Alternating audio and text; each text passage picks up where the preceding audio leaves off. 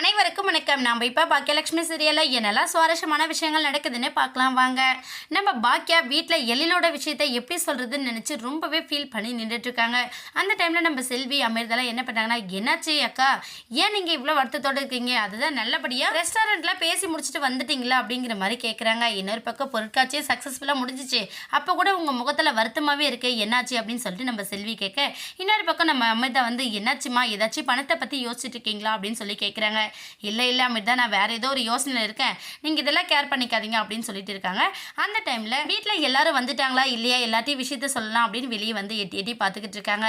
அதை பார்த்துக்கிட்டு நம்ம செலியன் வந்து, அம்மா என்னாச்சுமா, ஏதாச்சும் பிரச்சனையா, நீ நல்லா தானே இருக்க அப்படிங்கிற மாதிரி செலியன் கேட்க, இல்லைப்பா ஒன்றும் இல்லை, நான் நல்லா தான் இருக்கேன், நீ உன்னோட வேலையை செய் அப்படின்னு சொல்லிட்டு நம்ம பாக்கியா சொல்லி சமாதானப்படுத்துகிறாங்க. அந்த டைமில் கரெக்டாக நம்ம கோபியும் ராதிகாவும் வீட்டுக்கு வராங்க. வீட்டுக்கு வந்த கையோட நம்ம பாக்கியா பதறி அடிச்சு போய், ஒரு நிமிஷம் இருங்க, நான் ஈவினிங்கே உங்ககிட்ட ஒரு முக்கியமான விஷயம் சொல்லணும்னு சொன்னேன், நீங்கள் வேலை இருக்குன்னு சொல்லி போயிட்டீங்களே, இப்போ ஃப்ரீயாக தானே இருக்கீங்க, இருங்க நான் முக்கியமான விஷயம் சொல்கிறேன், நான் போய் அத்தை மாமா முதல் கூட்டிகிட்டு வரேன், கூட்டிகிட்டு வந்துட்டு உங்ககிட்ட சொல்கிறேன் அப்படின்னு சொல்லிட்டு நம்ம பாக்கியா போகிறாங்க.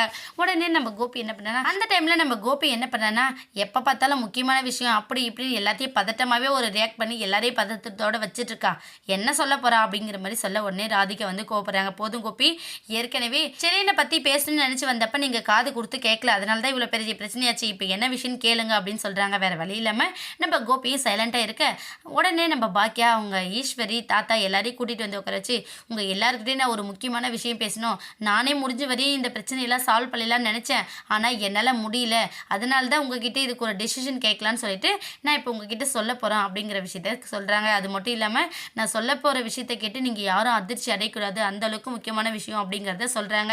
உடனே நம்ம செலியன் என்ன பண்ணேன்னா, அம்மா என்னாச்சுமா, ஏதாச்சும் ரொம்ப முக்கியமான விஷயமா, ஜெனியை பற்றி ஏதாச்சும் விஷயமா அப்படின்னு சொல்லி நம்ம செலியன் கேட்க, உடனே பாக்கியம் வந்து இல்லைப்பா அப்படியெல்லாம் எதுவும் இல்லை, நான் சொல்கிறேன் கொஞ்சம் பொறு அப்படின்னு சொல்லிட்டு சொல்கிறாங்க. அதாவது வந்து அப்படின்னு சொல்லிட்டு நம்ம பாக்கியம் ஆரம்பிக்க, அந்த டைமில் நம்ம எதிர்பாராத விதமாக ஒரு போஸ்ட்மேன் வீட்டுக்கு வராங்க.